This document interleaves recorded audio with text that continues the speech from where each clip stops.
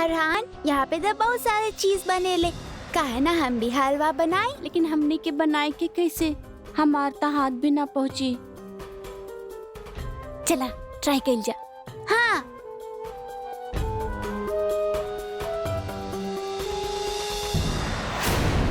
भूल गई लुका। हाँ, और ई बार तो तोहार हरकत ऐसन बा कि तोहार साथ साथ हमनी भी जेल जाई।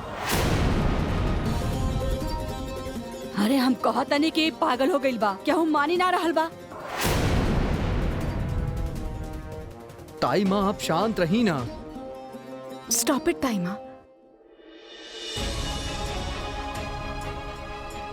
आप बार बार इनके पागल काहे बुलावत बनी? अरे पागल ना कही और का कही?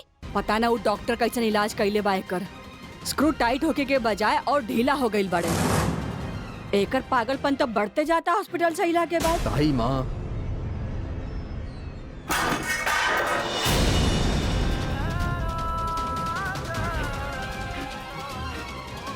देखा, ई देखा नर्मदा, प्लेट तोड़ा या अपन सर कहलाइबू पगली ही। ताई माँ प्लीज शांत हो जाए अरे ना। कहाँ शांत हो जाई हम बेटा? ई तरीका है अपन बहू से पेश आवे के? हाँ, ऐसन हरकत करे के? ए बहू बा हमनी के, तो हर पत्नी बानी। रहे दी दीदी, एक घर की बहू आरुषि बिया।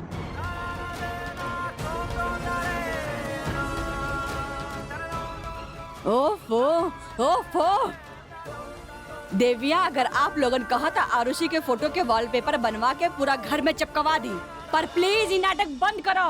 गीता दीदी देखिए। चुप रहा, बस एक शब्द ना। हम गीता वत्सल आज ही ऐलान करत बानी कि हमार बहू कायरा वत्सल आज से यही घर में रही।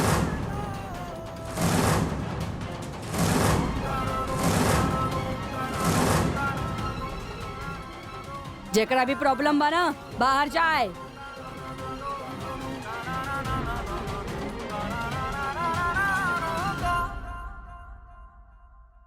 देखा विहान, तू अपन बाकी भी माओ के समझा दो कि जरा कंट्रोल में रहे।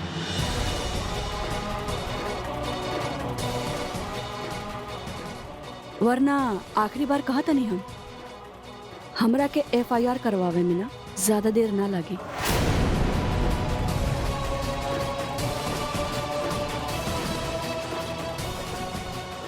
देखिए प्लीज, हम आपके आगे हाथ जोड़ा तानी, हम सब संभाल ले। आपके पुलिस के बीच में लावे के कोनो जरूरत नहीं है। प्लीज बीबो, प्लीज आपके कुछ करे के जरूरत नहीं है।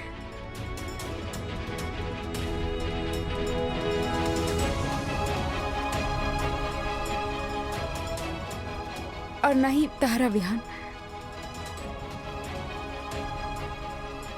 एक घर में सबके हमरा से प्रॉब्लम बाना, तो हम ही जात पानी।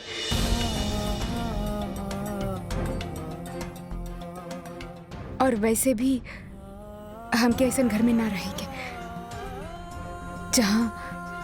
जहां हमार वजह से फाइट्स हो गए।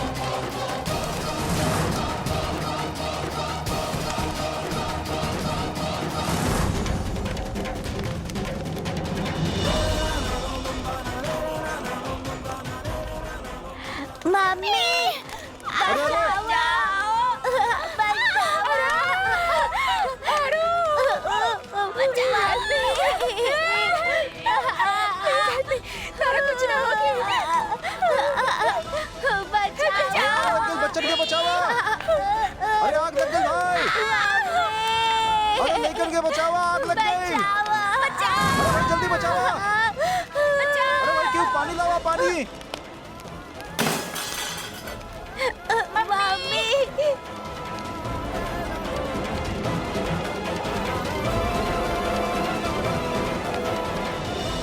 कुछ ना होगी या कम।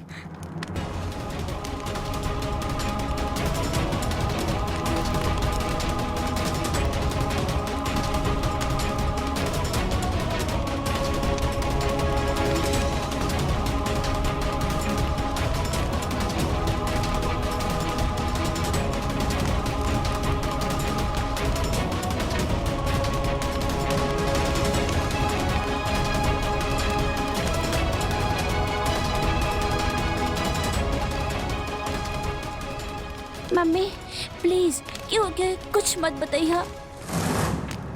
ताई माँ पापा के कुछ मत बताइए। कहा ना बताइया। आग हमने के वजह से लाग। आई एम सॉरी, प्लीज क्यों की मत बताइए। बहुत डांट पड़ी, बहुत मार पड़ी। आप प्लीज केहू के कुछ मत बताइए।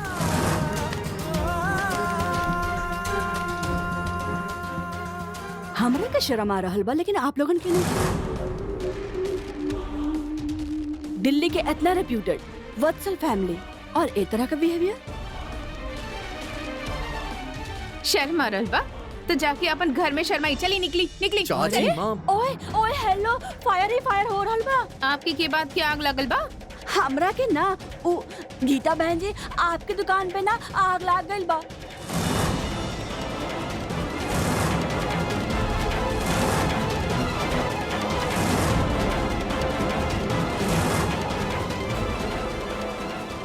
जल्दी करो, आग लग गइल बा। जल्दी जाओ। हे भगवान,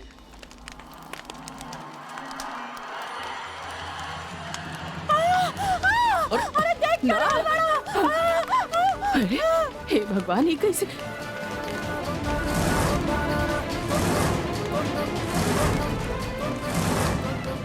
अरे हमार दुकान। अरे ताई माँ का करतानी आप रुक जाई। पागल मत बनी, रुक जाई ताई माँ, का करतानी। अरे ना जा सकेली आप, का करतानी ताई माँ। अरे पानी डालो ना, क्यों दीदी, पानी रुक डाले? जाइए।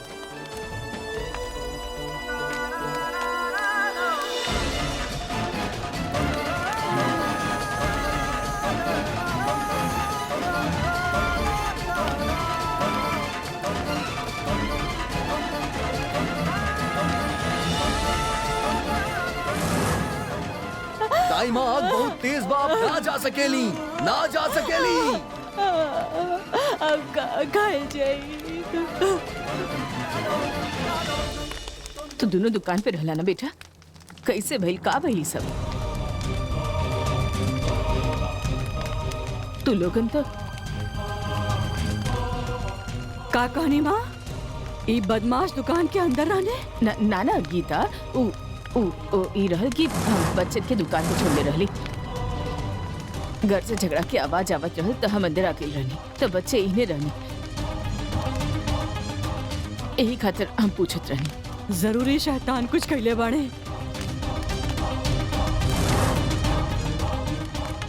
अबे बताओ तो नहीं हमें ना क्या? ना ना ना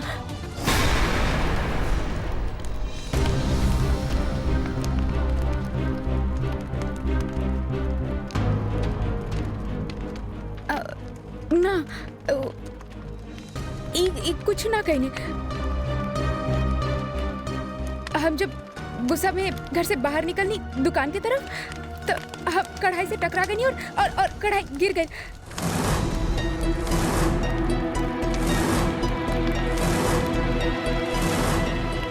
और ये सब हमरा वजह से भाई।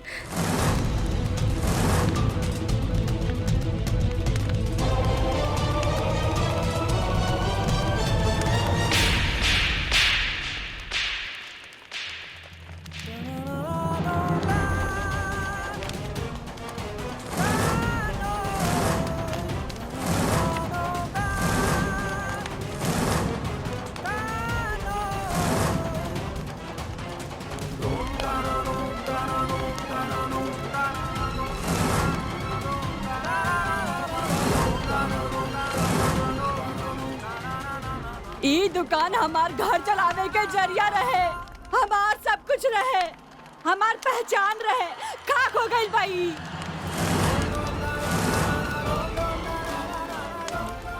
आज दुकान जली के खाक भइल बा ई लड़की के वजह से। देख ले लू आप सब, हम तो पहले से कहत रहनी, तब मिर्ची लागत रहल सबके, अब भुगता ऐसन बहू के।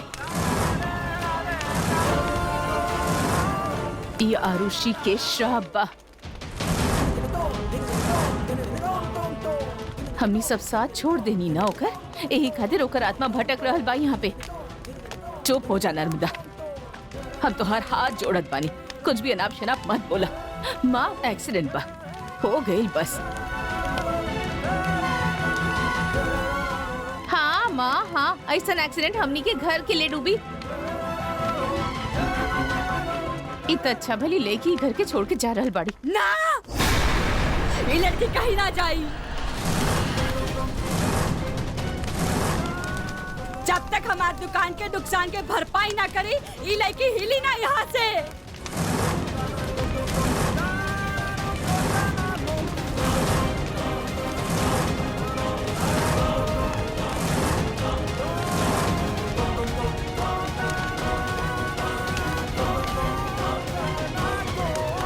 हम दे दे बाप के दुकान। ए, तू चुप रहा। आपन जान बचावल चाहत तो चुप रहा। जेकर एक पल में सब कुछ लुट गई होखे ना, तो ओकरे सामने मुंह मत खोलिया, नहीं तो बहुत पछताइबू। आप जबरदस्ती ना कर सकेनी, हम पुलिस में जाके करा कंप्लेन, लेकिन लेके वे करी जौन हम कहब।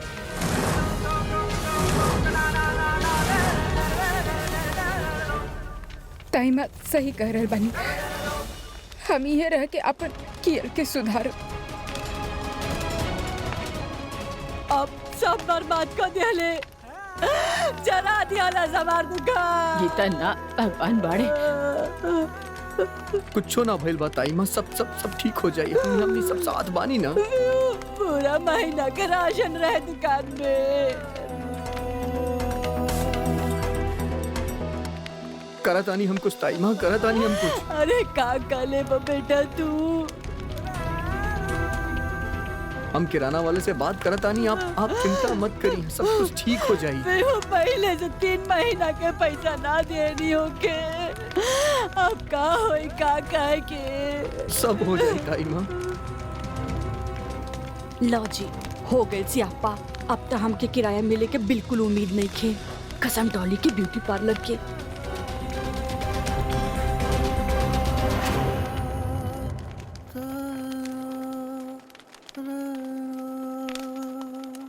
अबे टोटो तोरा तो हम पुराना किला के दीवार में चुनवा दे। अरे पैसा मांगे आ जले मुंह उठा करके, जैसे बड़ा टेररिस्ट होके इंटरनेशनल। एगो चूहा तक पकड़ना जाला तोरा से तो हम। अबे रुक, मौका तो नहीं हम तोरा के पिए।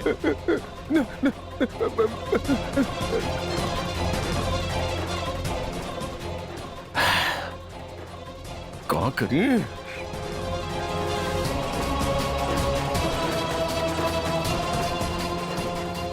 जेकरा से पैसा ले ले बनी दीवार में तो चुनवा दिए हमके।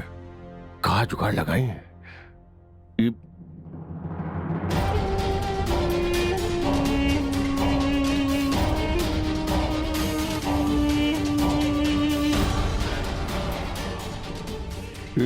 भाई ना बा। हाँ भाई, मजा हमके। तो सही में ना पूरा जगत के मामा जी होके चाहिए। बेटा कायरा, का समझत रह तू है? तो हर ता अब हम मजा चखाई। तू अपन जायदाद का खुद के भी हमार नाम करबू।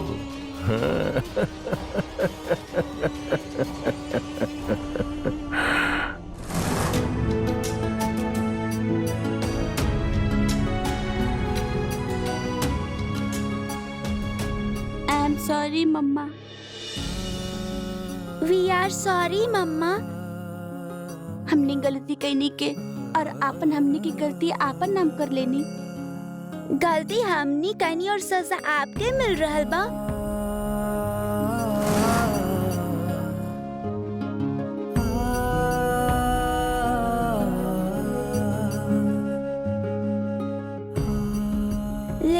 मम्मी हमने हलवा बनावे के कोशिश करत रहनी दादी माँ के मनावे खातिर, ताकि दादी माँ आपके माफ कर दे।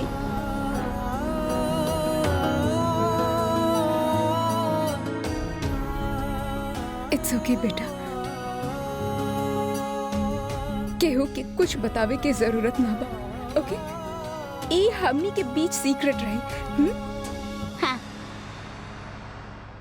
लेकिन टाइम आपकी मरनी।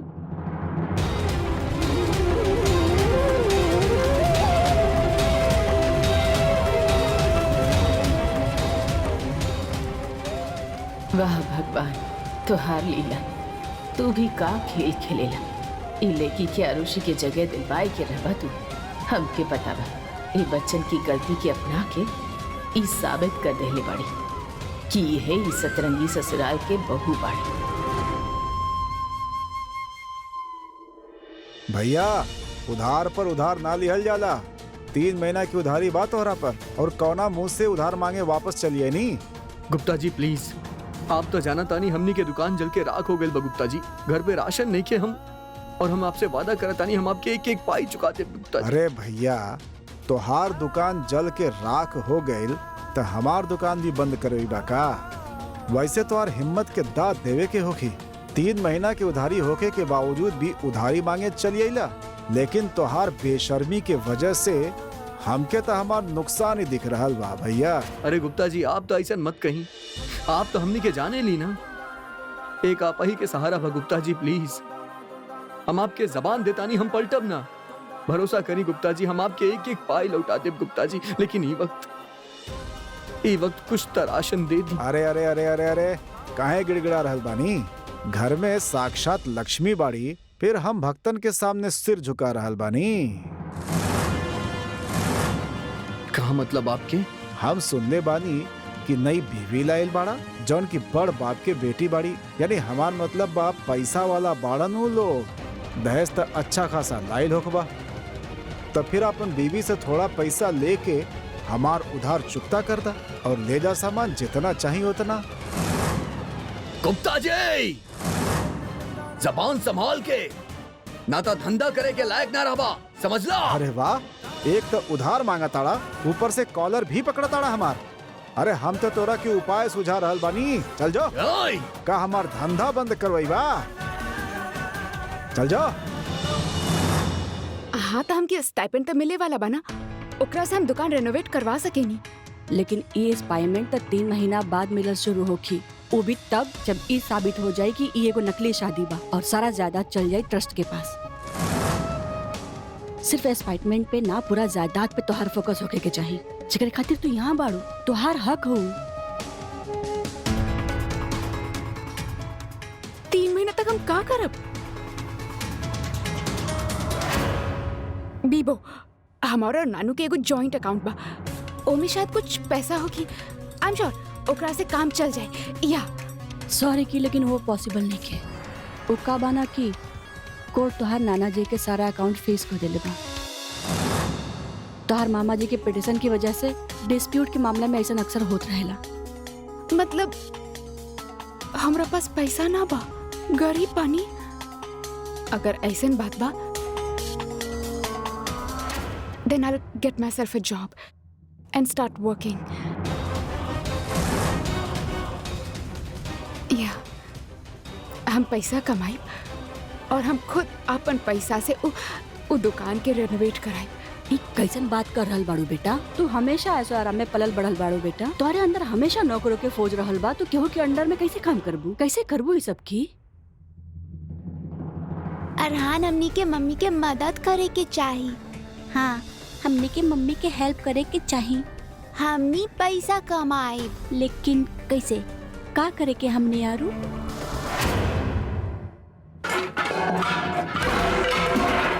सारे का सारा डिब्बा खाली पड़ल बा। जब तक ई महारानी आप बैठल बाड़ी ना, तब तक कुछ ना हो सकेला हमनी के। सब एकरे वजह से भइल हो। ना तो इ नाटक कर तू, ना इतना बड़ा हंगामा होइत, ना ही कह रहा हमार दुकान जलावत। कैसन कड़वा जबान हो गई आपके? एमे नर्मदा दीदी के का दोष बा? कुछ भी बकत रहलू। का है सब कुछ करा खैला के वजह से भइल ह। अरे खा ले तू थोड़ा सा, खा ले तू तो का हो जाई, तोहार ही तबीयत ठीक रही ना। लेकिन ना, एके आपन तबीयत छोड़कर अपनी सबके तबीयत खराब करेगी। गीता दीदी, हाँ हाँ महारानी, आपका करेल बड़ू यहाँ। आप खाना खाइए या ना? तू के हो खेलू पूछे वाली? आप खाना खाइए या ना? वरना जौन तरह से हम दुकान जलैले रहली वैसे हम घर जला दे। नर्मदा खा ले, एकर कोनो भरोसा नहीं के जला दी। ए माचिस फेंक डाले की। हम मजाक ना कर रहल बानी, हम सीरियस। अब कम ऑन, खाना खा ली वरना हम अपन सीरियसनेस के सैंपल भी दिखा सकेनी।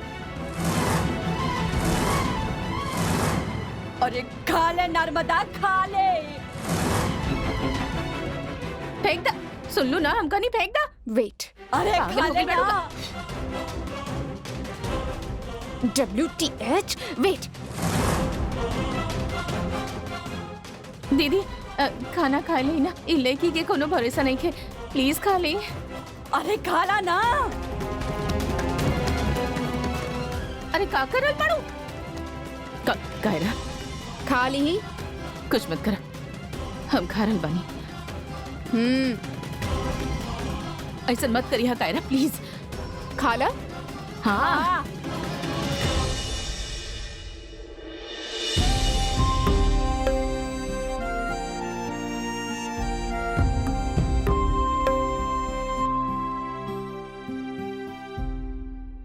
कायरा,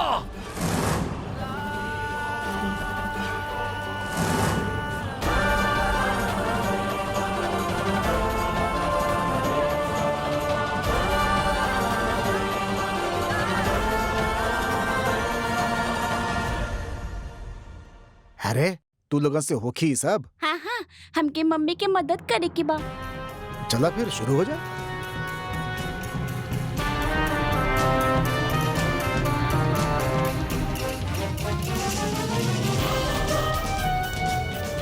लेकिन अरहान, हमनी से केहू पूछी तो हमनी का बोला?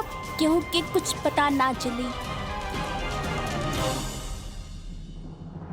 तहार हिम्मत कैसे भइल हमार माँ के साथे ई तरह बर्ताव करे के? पर हम तो सिर्फ का तेवर तो देखा ही लड़की के। एक तक गलती करे ले, ऊपर से बहस भी करे ले। दुकान चला दे ले, अब घर भी चलावे चाहत रहल बा। पता ना कौन सा बुरा कर्म पे ले रनी जे लड़की हमनी के जिंदगी में आ गई। माफी मांगा हमार माँ से, हम कहनी माफी मांगा। Vihaan, I said apologize now.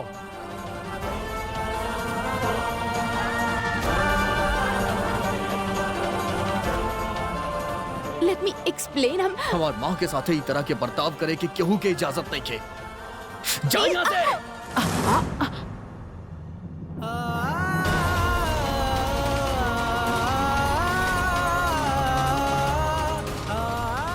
Veeru, कहा भाई? हमके यकीन न हो रहा बा हमार संस्कारी विहान ऐसा हरकत कर सकेला।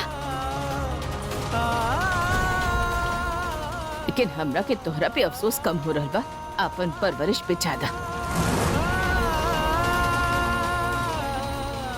कहीं न कहीं तक कौनो कमी रह गई होखी ना, जे ई सब देखे के पड़ रहा बा।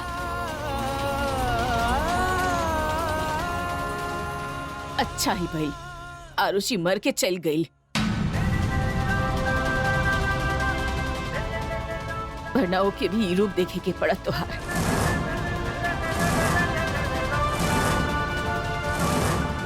कहाँ रहला तू भी और कहाँ आ गईला?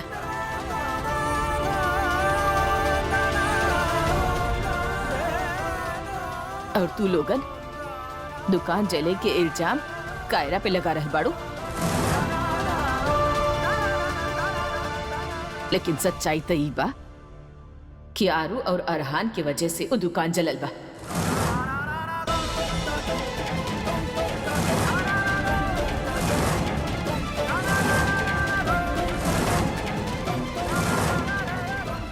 वो तो सिर्फ वो दोनों बच्चन की जान बचेले बाड़ी, वरना आज वो आग में हमार अरहान और आरू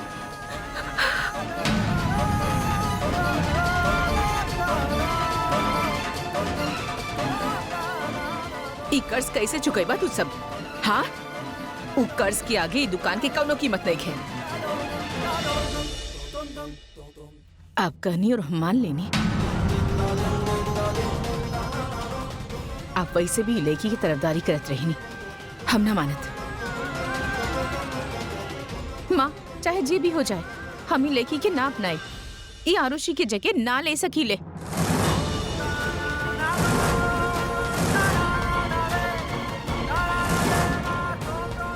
ठीक बा, जैसन तू सब कर मर्जी, लेकिन एक बात ध्यान से सुन ले,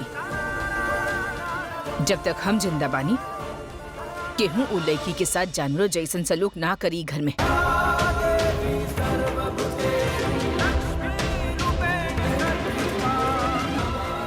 कायरा एक घर की बहू बिया। हाँ, हमार मर गईला के बाद जे जी में आई करिया।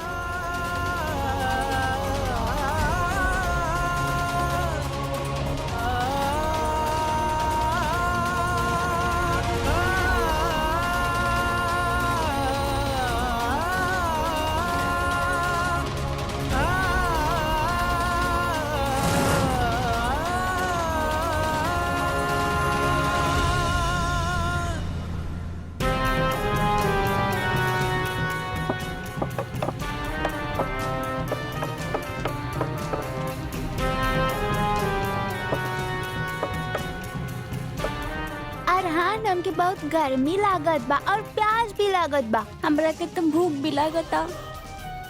पहले पैसा कमा लेते नीचा, फिर ठेला से खा लेवे के। अच्छा ठीक बा।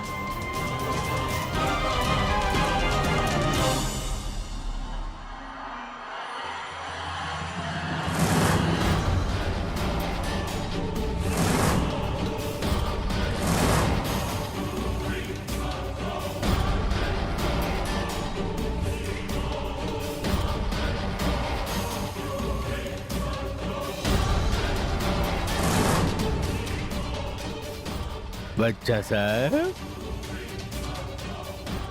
पैसा कमाए खातिर बैठल बड़ा? अच्छा बात बा, हम पैसा देव तोहरा के।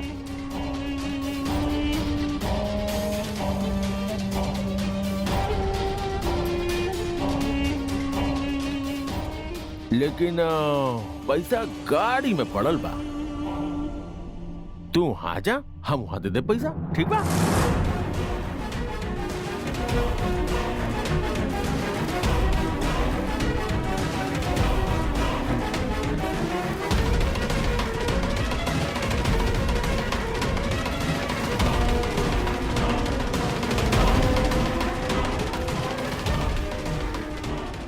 अब आई असली मजा। बेटा विहान कायरा के ढाल बनत रहा ना तू। अभी दोनों बच्चा हमार ढाल बनी है बल्कि कहला कि इनकरा के हम अपन ढाल बना ले। अब तो हमरा के हमार बुढ़ऊ के जायदाद हासिल करे से केहू रोक ही नहीं कर सका बुढ़े।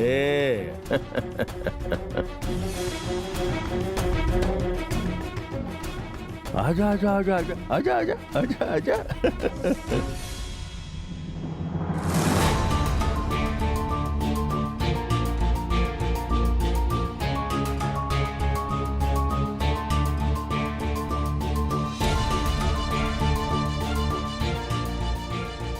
अबे रुक कहे गई बे?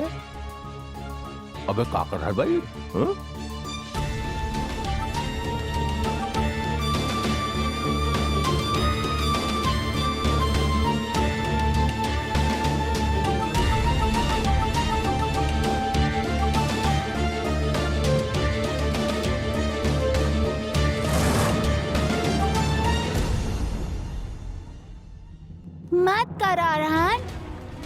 लेकिन तोहरा के पता बना घर पे कुछ नहीं खे। अगर हमने के मांगे के तो डांट पड़ी।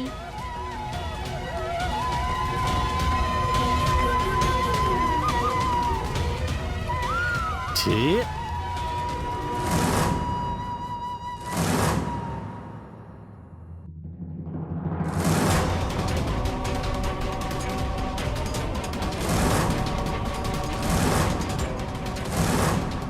का करत बड़ा आराम।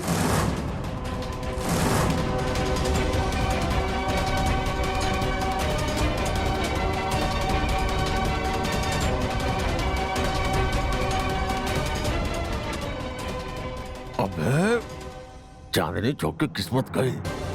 ये कहां से आ गई बे? इतना अच्छा मौका मिल रहा है, बच्चन के उठा लेती तो बात बन जा। चुड़ैल टपक पड़ल कहे से। एकरा के तब बाद में देखा था नहीं हम। प्लीज फिर कबो ऐसा मत करिया। कबो भी बिना बताए घर से बाहर मत जाइया और कबो ऐसा गंदा चीज उठा के मत खाइया, समझला? आई एम सॉरी मम्मी। हम लोग आपके हेल्प करे आयल रहने के पैसा कमाए। मतलब हमनी बूट पॉलिश करे बैठले रहनी वहाँ पे। जे पैसा हमनी ले आई वो पैसा आप दादी ताई के दे देती।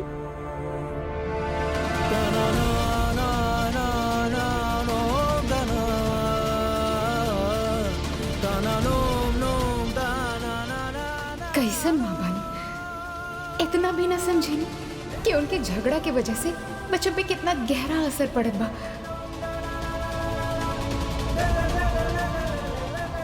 हम तू दोनों के डांटत नहीं थे, हम बस ई कहत बानी कि दोबारा तू दोनों ऐसा ना करबा। और अगर कौनो भी आइडिया मन में आवे ना तो सबसे पहले हमके शेयर करबा, okay? Promise? Promise mummy, promise mummy.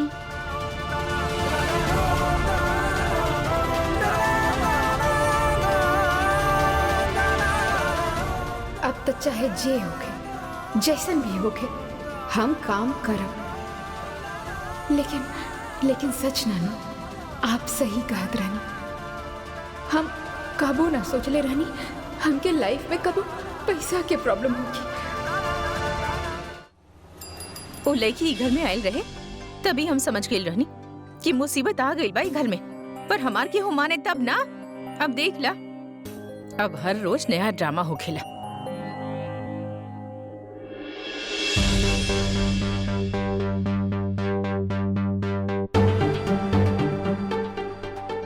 ला जी, आ गई नी महारानी।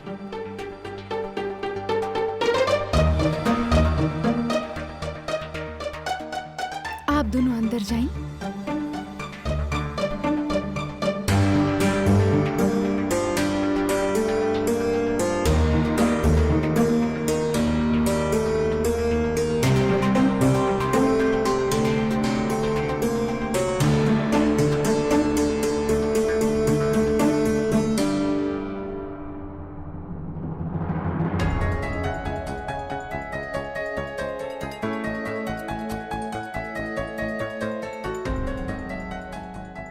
का बा घूरत का बाड़ू, खा जाइबू का?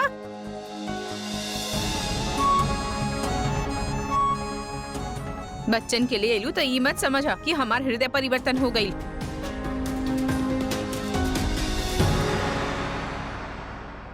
वो तो हम एक्सपेक्ट भी ना करत बानी। जौन माँ के ई भी फिकर ना बाकी उनके फाइट्स के वजह से बच्चन पे का असर पड़त बा। उनके खातिर हमार दिल में सिंपैथी नहीं है।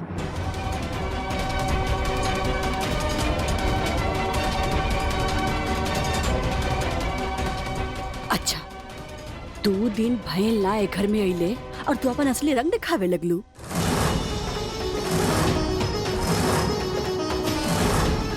तू हमने के लेक्चर देवो कि हमने के बच्चा कैसे पालल जा।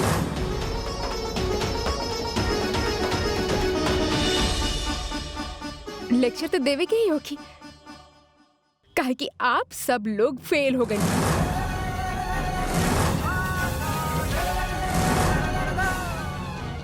ए लड़की, जबान संभाल के बात करा।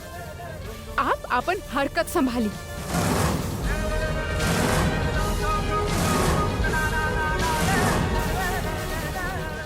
पता बा सड़क पे बच्चा बूट पॉलिश करत रहली।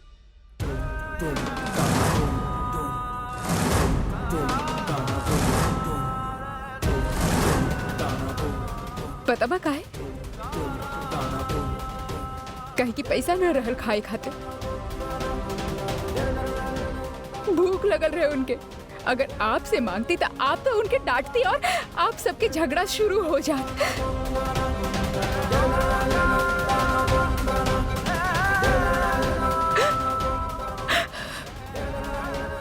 हम आज अरहान के डस्टबिन से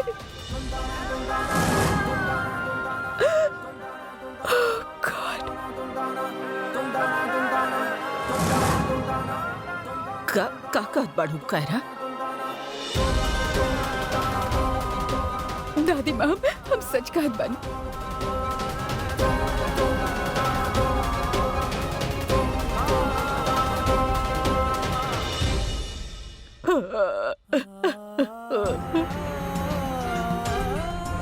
ई दिन भी देखे के बाकी रह गए रहे।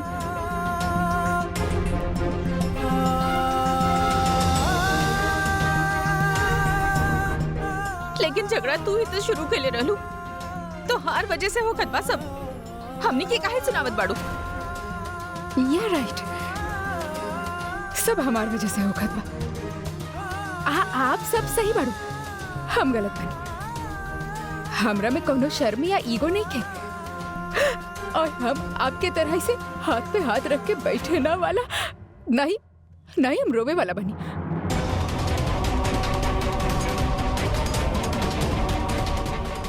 I have decided कि हम काम करब।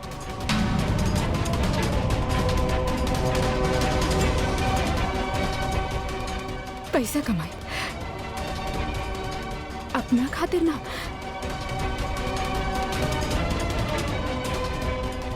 अपन बच्चन खातिर हमरा के जे कंट्रीब्यूशन करे के पड़ी हम करब।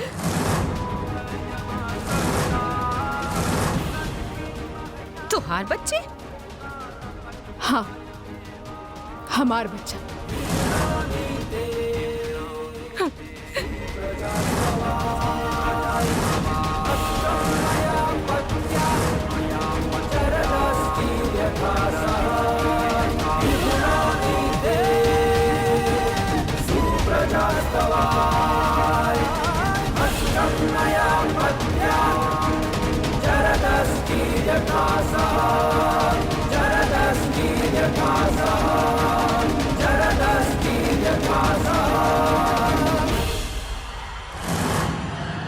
हे भगवान, ये का होकर जाता है कायरा के। अभी काम करी, बिहान के बच्चन के ही अपना ले लेबा। ना ना, ई ना हो सकेला। रोक तो लगावे क्यों की, वरना 3 महीना के बाद जब बिहान मर जाए तब कायरा के शादी हमारा बेटा से कैसे होगी? अब तो हमरा के आपन कथा इडियट बेटा सनी के बुलावे के ही होगी। आजा बेटा और कायरा के पटावल शुरू कर दो।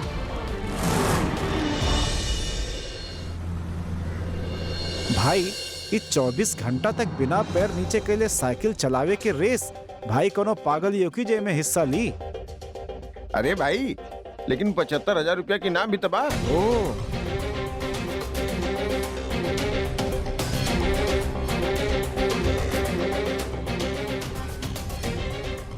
अरे भाई साहब, हाँ इनमें केहू भी भाग ले सकेला? हाँ केहू भी ले सकेला, लेकिन ये बिना पैर नीचे के लिए साइकिल चलावे के रेस बा। अरे ये कोनो शर्त बा का? अच्छा भाई साहब, एके खातिर अर्जी कहाँ देवे के पड़ी? कोनो फॉर्म भरे के पड़ी? कोनो एप्लीकेशन देवे के पड़ी? ओ भाई, वहाँ देखा केहू भी भाग लेवे ना आइल अभी तक। सुबह से बैठल बने टेबल से जाके। और 1 घंटा में रजिस्ट्रेशन खत्म हो जाये।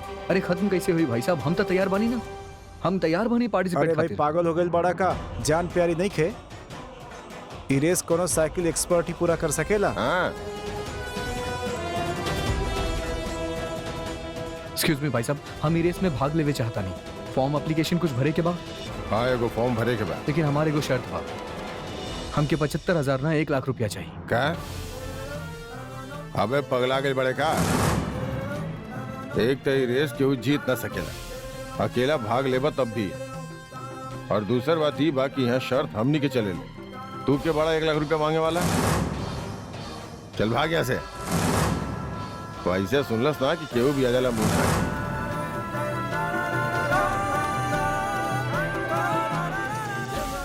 के। 1 मिनट रुका। तो पूरा कर पैबा ही रेस? हाँ तो ठीक बा, देनी तोरा के 1 लाख।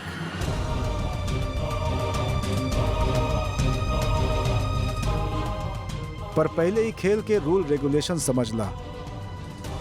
सुबह 7 बजे से लेके अगला दिन सुबह 7 बजे तक तोहरा के इस सर्कल के अंदर साइकिल चलावे के होखी।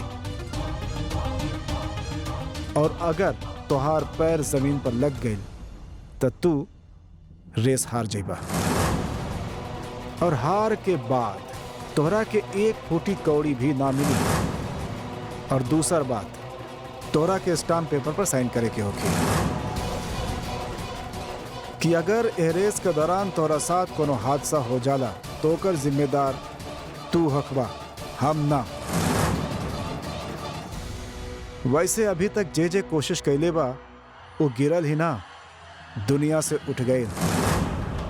सोच ला, ये मौत के खतरा के खेल बा, मामूली साइकिल रेस नहीं खेल पैबा।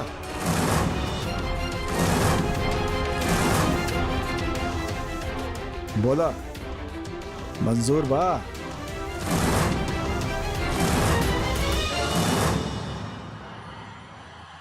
मंजूर बा। ठीक बा, तो जाके अपन नाम लिखवा ला। और हाँ, कल सवेरे 6:30 बजे यहाँ आ जाइए। लिख ले एकर नाम भाई। शुक्रिया। बोला का नाम बा? विहान वत्सल।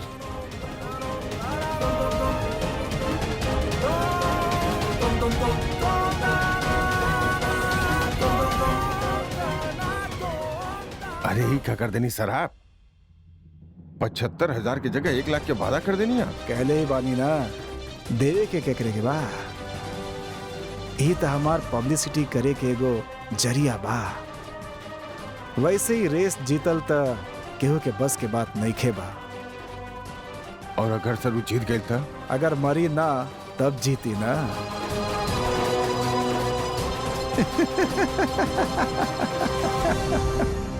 Thank you so much Ashima. ई वक्त हमार हेल्प करके तू हमरा ऊपर बहुत बड़ा फेवर कैले बाड़ू। Thank you. अरे इट्स ओके यार, आफ्टर ऑल हम तोहर दोस्त बानी। और देखा, तू बिल्कुल टेंशन मत ले हो। सैलरी भी अच्छी मिली और हमारे boss is a nice person. बस उनकर एक ही शर्त रहल कि लड़की अनमैरिड होके। अनमैरिड का है? अरे रिलैक्स, इट्स जस्ट दैट उनके लगेला कि मैरिड लड़की काम पे कॉन्सेंट्रेट ना कर सकेनी। यू नो ना, उनकर और भी रिस्पांसिबिलिटीज होखेले। लेकिन तोहरा के का, हम तो तोहार नाम ई खातिर सजेस्ट कईनी कि काहे कि तू अनमैरिड बाड़ू, स्मार्ट बाड़ू। हेलो हेलो, हाँ काबिल कहना तो चुप काहे हो गईलू? तू ही जॉब करबो ना?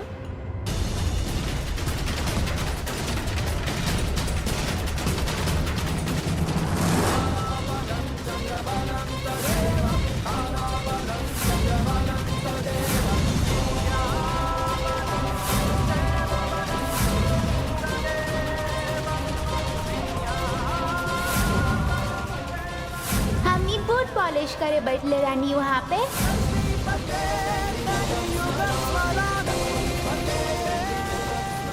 हम ही जॉब करब। ओके, फिर तू कल 8 बजे आ जा, ठीक बा? या थैंक यू। बाय। या बाय।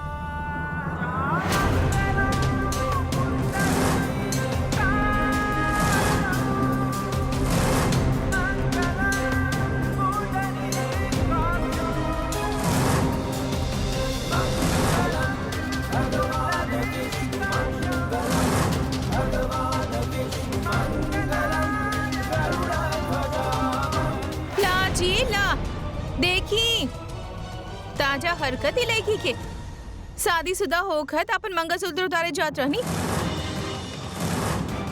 क्यों एकरा से पूछा एकर का मतलब बा? हम बतावता नहीं ना, मतलब आप सुनी था सही। अरे का सुनब बाकी बा? हाँ हरप्रीत एकरे बोले तथा काहे बोले दई माँ? शादीशुदा होकर अगर केहू लड़की अपन मंगलसूत्र उतारे एकर का मतलब होखेले अब अच्छा तरह जाने लू ना।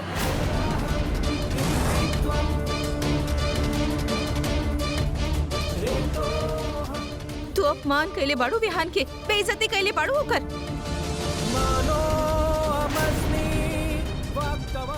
भगवान तो की कबो माफ न करी। और सुना लड़की, अगर हमार विहान के कुछ भी भइल ना तो हम तोहरा के नोच खा जाए। और ई बात हम माँ के सामने कहत बानी, समझ लो।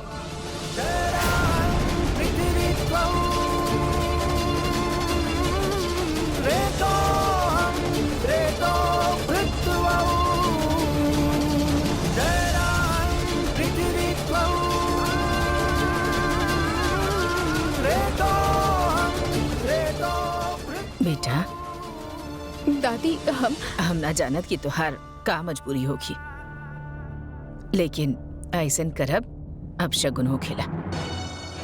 अब शगुन समझे लो। Bad omen. हाँ, चाहे तू माना या ना माना, लेकिन मंगलसूत्र तो हर पति के जीवन से जुड़ल हो खेला। माँ सावित्री अपन मंगलसूत्र के ढाल बनाई के यमराज से अपन पति के जिंदगी वापस मांगले रहनी। ये मंगलसूत्र पति पत्नी के बंधन ही नहीं खे, एक औरत के सुहाग के निशानी ही नहीं खे। ये ओकर पति के सुरक्षा चक्र हो खेला, जेकर रक्षा औरत के हाथ में दिहल जाएले। समझ गईलू? एक खातिर बेटा एकरा के कबू मत उतारिया।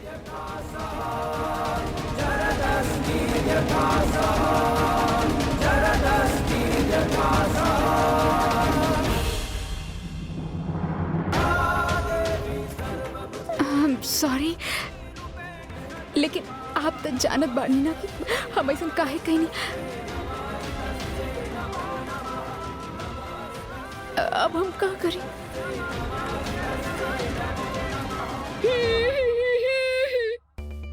हाँ। बीबो जी, आज ना हमारी बेटी आवतिया जी। आपकी बेटी भी बा? हाय, चौक गई नी ना आप भी। हमार त्वचा से ना हमार उम्र के पता ही ना लागेला कि हुके। खैर छोड़ो ये सब बात। हमार पिंकी ना बहुत अच्छी बाजी, लाखों में एक बा। सच कही ना तो हमें मान के बैठल रहने की विहान के साथ हमार बेटी का शादी हो जाई, लेकिन आपके कहरा ना बाजी मार गई। चलो कौनो ना जी, कोनो बात ना, 3 महीने बाद करवा ले। हाँ जी, का कहनी आप? हाँ, अरे 3 महीना? आज 3 महीना ना, आज ही हमार भी बेटा आवता है। अच्छा, करोड़ों में एक बा हमार बेटा। बढ़िया बाजी। वैसे आपके बेटी का करेली? हीरोइन हो जी। हमार मतलब बाकी बन सकत रहे।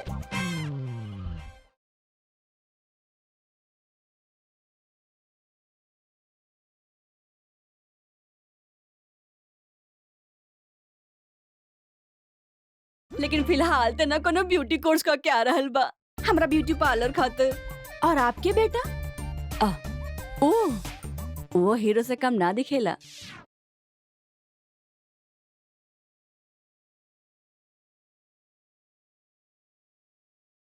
वैसे अभी कुछ दिन अपने माँ के साथ रहे खातिर आ रहल बा।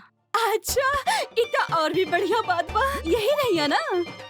फिर ठीक बाजी, एकर मतलब हमरा के डबल किराया मिली आपसे। अच्छा, हम देखी तनी पिंकी आयल की ना आयल। हाँ जी, शनि के भी अब तक आगल चाहत रहे।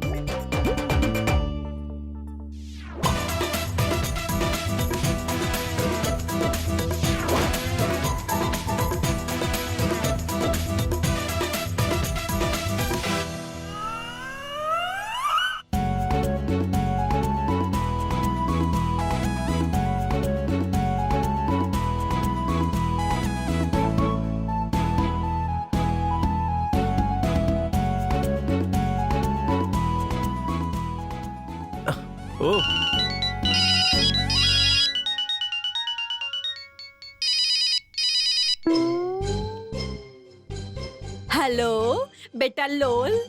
हेलो। हाँ मम्मी। मम्मी तुहार आवाज काहे बदल गई? ओए हमार छोड़ा तोहरे आवाज की का हो गई? तुहार तो जेंडर ही चेंज हो गई। हेलो। हाँ जी, रॉन्ग नंबर लगा देनी आप। हमरा के बेवकूफ मत बनावा। जरूर तू हमरा बेटी का फोन चोरी कर ले हकबा। अरे यू टॉक मी चोर, तू चोर, तुहार और खानदान चोर। तुम मिला हमरा के बदतमीज लड़की। एक लपड़ लगाए ना अकल ठिकाने आ जाए। रखा फोन।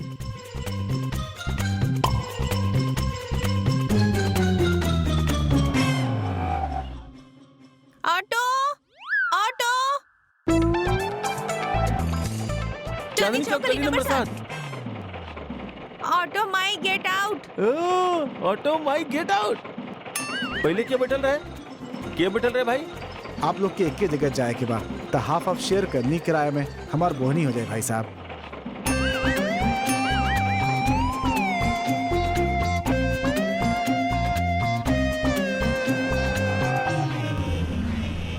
क्यों बॉय हमार पीछा करत करत हमार घर तक आ हम गइला। तोहार पीछा करत देखिए आइल। I will beating you, I will धकेलिंग यू। एक यू माय सेकंड, एक मोहल्ला सेकंड, में एक ऐसे सेकंड। ही प्लीज। जानी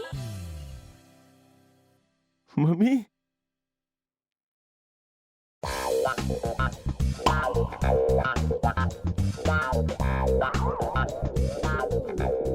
योर नेम इज सनी। उतरी गुलाबी। हमार मतलब Pinky. My phone, your call, my call. ना ना ना ना, योर कॉल माय फोन पे your call. Exchange offer, AXTR exchange.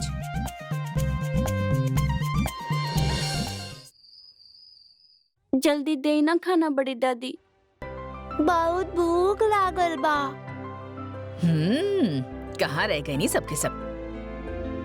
खाना काहे न ला रहल बानी, हम देखत बानी।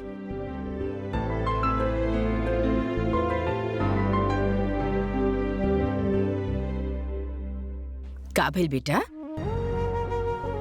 तू सब ऐसे काहे खड़ी बाड़ू? बाहर बच्चन खाना मांग रहल बाड़े, इतना देर हो गई। यू गइल रहे ना बनिया के पास, लाइल होगे ना राशन? माँ वो बदमाश गुप्ता राशन देवे से मना कर दिहलस, और ऊपर से हमने व्यू के साथ बहुत बदतमीजी कैलस। कुछ भी ना बा घर में, खाली डब्बा बा। हे भगवान, कैसन परीक्षा ले रहल बड़ा तू? बड़ी दादी माँ भूख लागल बा। ये हरप्रीत और बबीता कहाँ बानी? बर्तन बेचे गइल बानी माँ। बर्तन बेच के जितना भी पैसा आई ओकर राशन ले आई है, फिर जल्दी से कुछ बनाए दे बच्चन खातिर।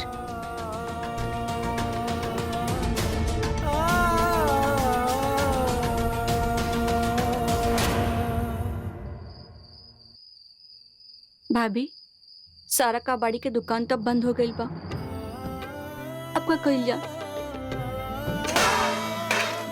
पता ना बबीता, पता ना केकर नजर लग गई हमनी के, कैसा दुर्दशा हो गई हमनी के। भाभी, हमने के तो खाना खाए बगैर रह सके नहीं के, लेकिन घर में बच्चा। हम खाली हाथ घर ना लौटब। लेकिन करे के का भाभी?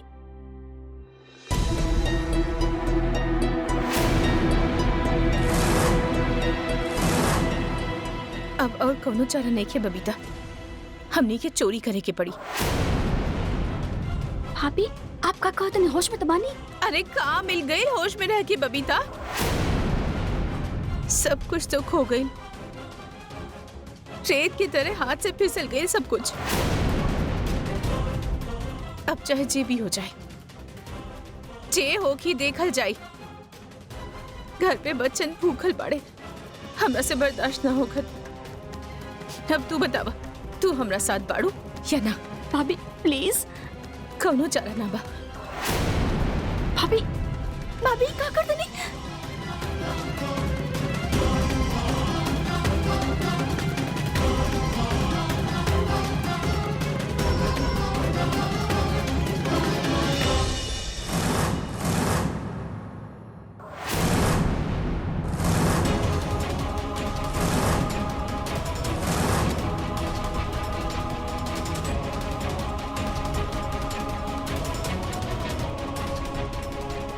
आप दोनों के ये सब करे के जरूरत नहीं है। हम सबके खातिर खाना लाइल बानी। हम घर जा रहल बानी, आप लोग पहुंच जाए।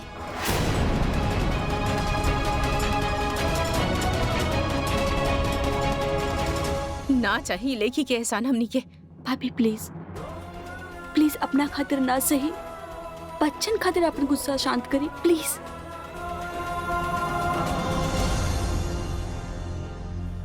अब ऐसन बा बच्चन की हमके एगो बहुत अच्छी कहानी याद आ गई, हम सुनावत बानी। हाँ, लेकिन पहले खाना खा लेत बानी फिर स्टोरी सुनत बानी। अब ना अगर हमने एक दिन खाना ना खाईनी तो का होगी? अगर एक दिन खाना ना खाए तब पेट में जर्म्स हो जाए बाना। देखा देखा हम सबके खातिर खाना लाइल बानी। ये अच्छा हमके बतावा कि पिज्जा के खाई और बर्गर के खाई? हम ये ला तहरा खातिर, इला तहरे खातिर। अच्छा हाथ के धोई?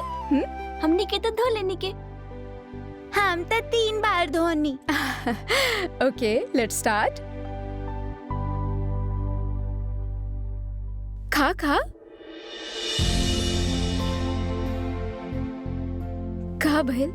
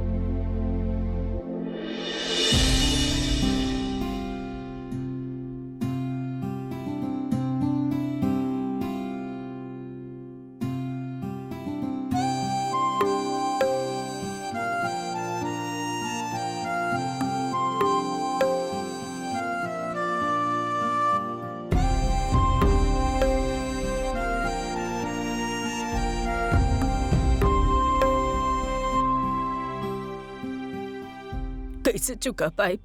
हम बच्चन खातिर कुछ भी कर सकेनी। बच्चन भूखा रहे ये हमरा से कबो बर्दाश्त ना होगी।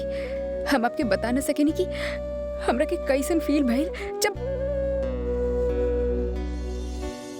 जब हम अरहान के केहू के जूठा खाना डस्टबिन से उठावत देखनी।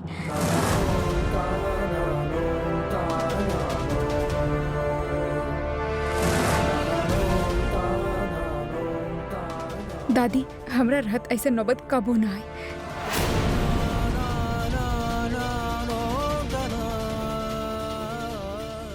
हमार बच्चा लोग डस्टबिन से खाना खाए।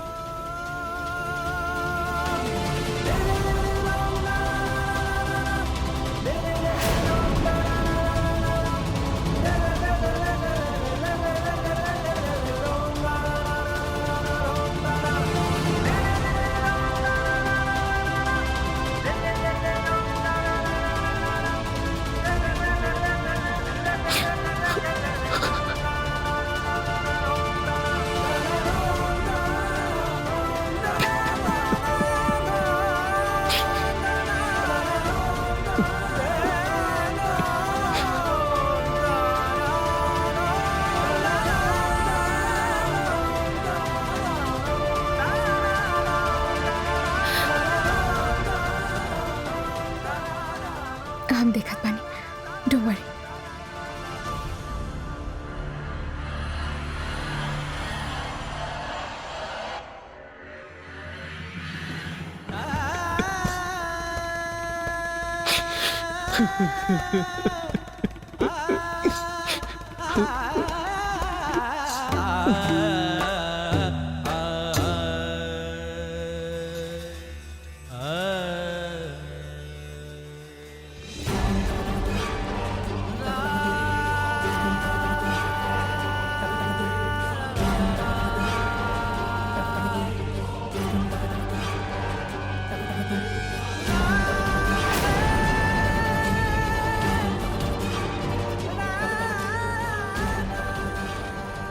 stop it? Just calm down. तू अगर ऐसे होप लूज कर बता तो कैसे चली विहान?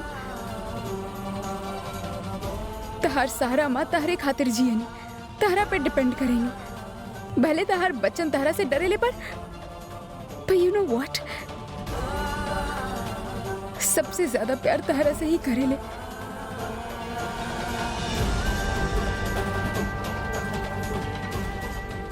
लुक, तू ऐसे गिव अप करबा, हार मान जे बता तो सब टूट जाइए। Vihaan, stop crying.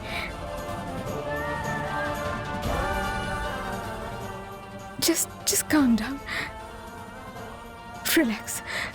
Vihan, don't cry. पापा,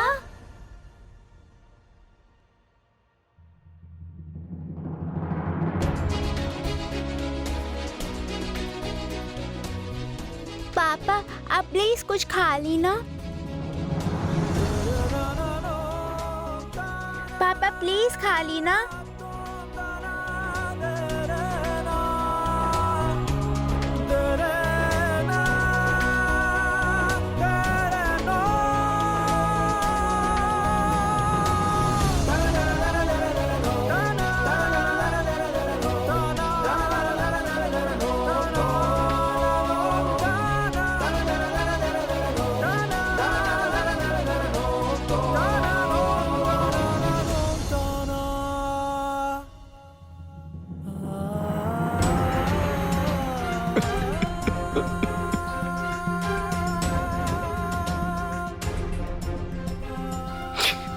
I'm sorry. I'm very sorry.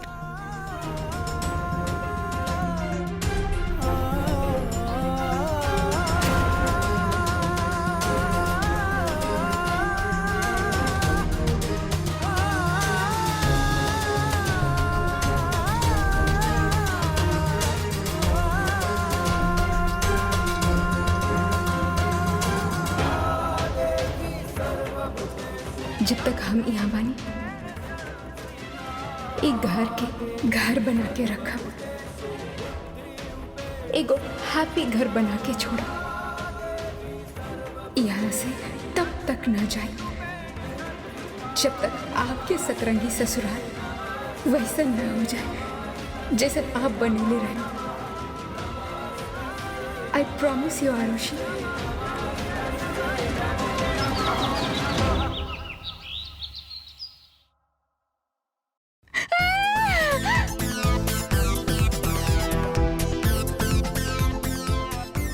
What are you up to? तू कैसे नंगा घूमेला? तू कपड़ा पहन के नहाए लू? तू इतना सुबह नहाए गए रहला? लोग सवेरे सवेरे ही नहाए ले। ओके, कहाँ जात बड़ा? तारा से मतलब? तो हमरा से ना पूछबा कि हम कहाँ जात बानी? हमके उसे कोनो मतलब नहीं है।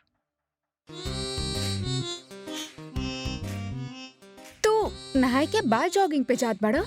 अपन काम से काम रखा। GTH।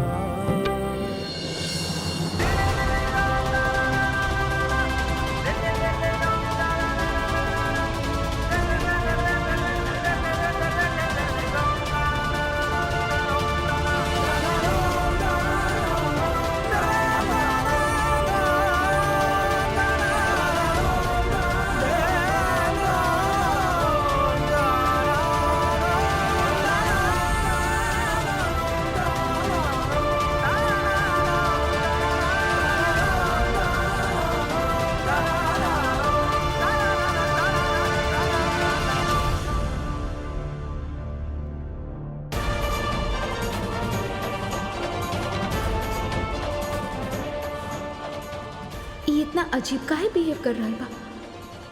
What is he up two?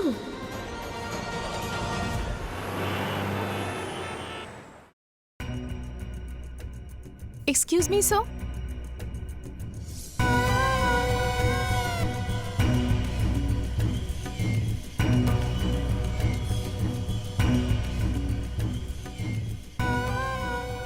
अरे वाह, आप बनी कह रहा हमार न्यू सेक्रेटरी।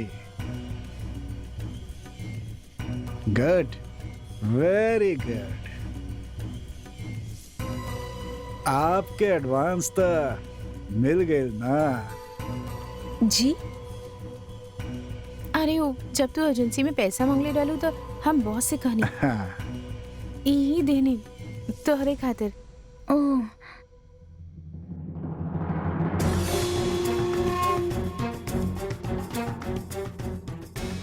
कायरा हम आवत बानी। ओके। अरे बैठा भाई। नो नो नो सर, आई एम फाइन। अरे कहानी ना, बैठा। ना ना सर, आई एम ओके। अरे बैठा भी।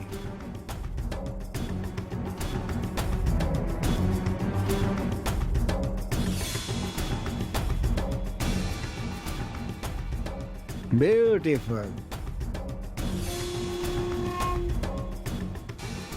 तुम्हारी ईयर रिंग। थैंक यू सर। ई का बा?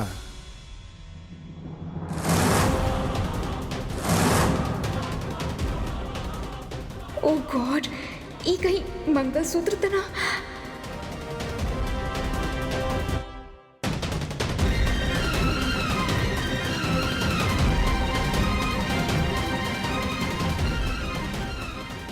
अरे हम तो मजाक करत रहनी। वैसे तू ई ऑफिस बहुत ही अच्छा दिन ज्वाइन कैले बाड़ू। हम लोग एक इवेंट के ऑफिशियली स्पॉन्सर करता नहीं। चला वहां चलन जा। चला आवा।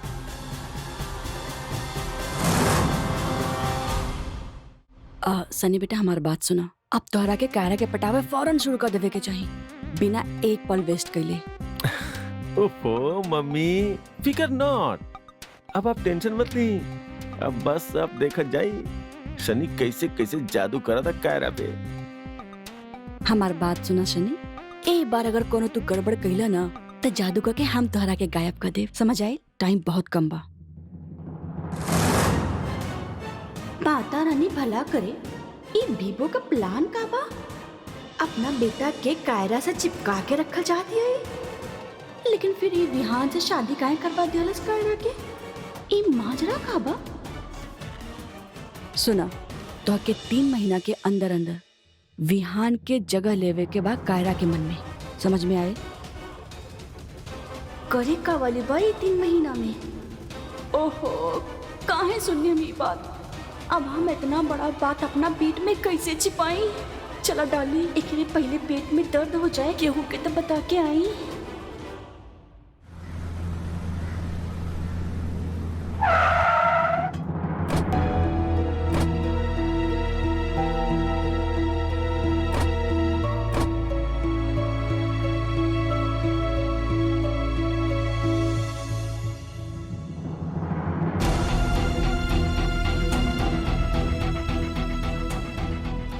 सर, ये बहुत डेंजरस गेम बा। एमे तक केहू के जान भी जा सकेला। हमने के का करे के बा कायरा? ई तो एगो पब्लिसिटी के जरिया बा, और इससे सुंदर, सस्ता, टिकाऊ और आकर्षक जरिया कोनो हो भी ना सकेला। और अगर ये आदमी टास्क पूरा ना कर पैलस तो हमनी के एकरा के फूटी कौड़ी भी ना देवे के पड़ी। और तो और हम एमे हिस्सा देवे वाला का रास्ते में इतना अड़चन डाल दे कि वो चाह के भी ना जीत पाई। समझ लो। सर, दिस इज चीटिंग। हम ऐसा ना होके दे सके नी। देखा कायरा, तू आपन आ हमार काम करा। बाकी तो सब कुछ हम संभाल ले। वैसे भी अब बहुत देर हो चुकल बा। तू देखा रेस शुरू हो चुकल बा। बच्चा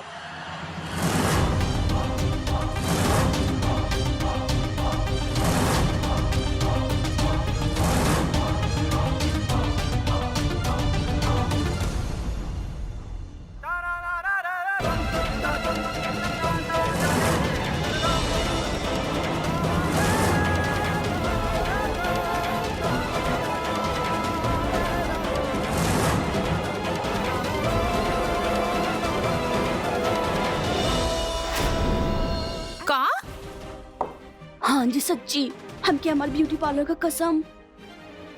और तो और हमरा के लागेला ना कि वो गीता बहन जी और ओकर टीम बा ना आपस में मिलल बा उनके साथ आपसे ना बदला ना लेने ना ना खातिर। ना ना हम ना मान सकेनी, गलतफहमी हो गई बा। गीता दी थोड़ा ऐसा करी। अरे बहन जी, ये दुनिया बड़ी अजीब बा, बिल्कुल आप लोगन की तरह। ओ जी ना ना, हमार मतलब ई है कि विहान एकदम से अचानक से शादी करके वो लड़की के यहाँ लेके आई और आप लोगन के माथे पर रख देला सु बहू बना के। उहे विहान जी कसम खात रहे कि कबो शादी ना करब। और तो और हम तो उ लड़का और बीबो के ना बात करत ई भी सुन ले बानी कि 3 महीना का टाइम बा उनके पास, 3 महीना के। अच्छा, ओकरे पे नजर रखे के हो कि अगर आप जे करल बानी उ सच बा, फिर उ लड़की के और ओकर मुंह बोली अम्मा के कुछ बोले लायक ना छोड़ब हम। देख ल, जौन करे के बाद सोच समझ के करी। हमनी के बहू अब कमाए वाली बहू हो गई बा। इनका माई ओकर हमनी के घर में। छी छी छी छी छी, ऐसन घटिया सोच वाली औरत हम आज तक ना देखनी। बहू के तनख्वाह पे नजर बाप के। अच्छा, तो तू कमा के खियावा सबके? वो तो तुझसे होखी ना, बस बैठे बैठे बकवास करवावा इनसे दिन भर। ओहो, मोबाइल कहाँ रह गई हमार? सेम टू सेम मोबाइल बा एक्सचेंज हो गई होगी। हमार मोबाइल आपके पास और आपके मोबाइल हमारे पास। बड़ा आइल।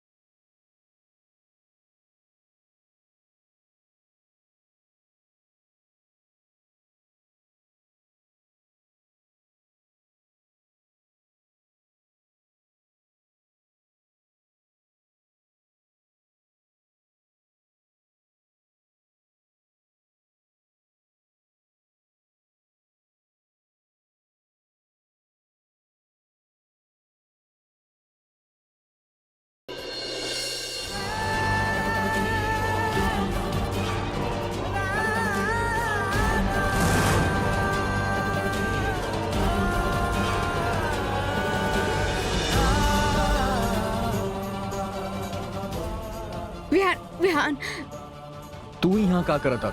are you mad? Just get down. Just go from here Kaira. हमार काम में दखल मत दा, समझ Are लो? you crazy? Look, हमके जॉब मिल गइल बा और हमार कंपनी इवेंट स्पॉन्सर कइले बा। आज तक केहू भी न जितलस। एगो आदमी के मौत भी हो गइल बा। हमके ये सब चीज से कोनो मतलब नहीं है। हम जौन करतानी अपन फैमिली खातिर करतानी और ओकरा खातिर अगर हमार जान भी चल गई तो कोनो परवाह नहीं है। विहान, घर जाके मेहरबानी करके केहू की कुछ बताइया मत, समझ लू? Vihaan please, Vihaan stop it. Vihaan तू ई ना कर सकेला। I said go. विहान तू कायरा,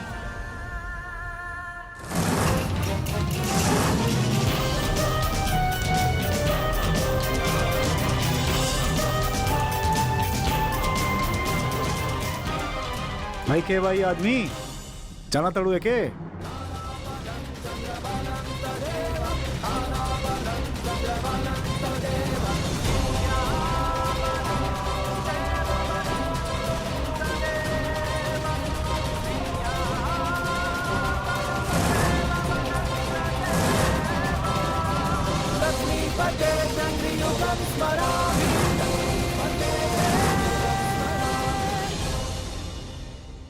पहचान के बा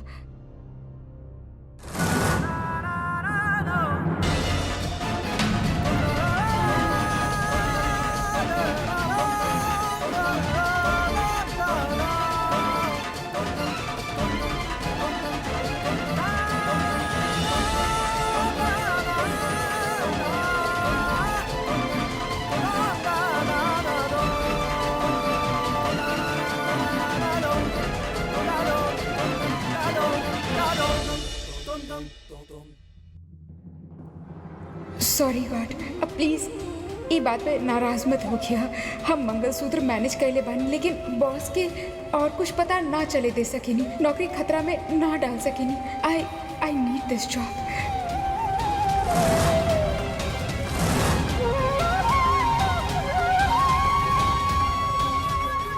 कारा चला जल्दी बहुत काम पड़ल बा।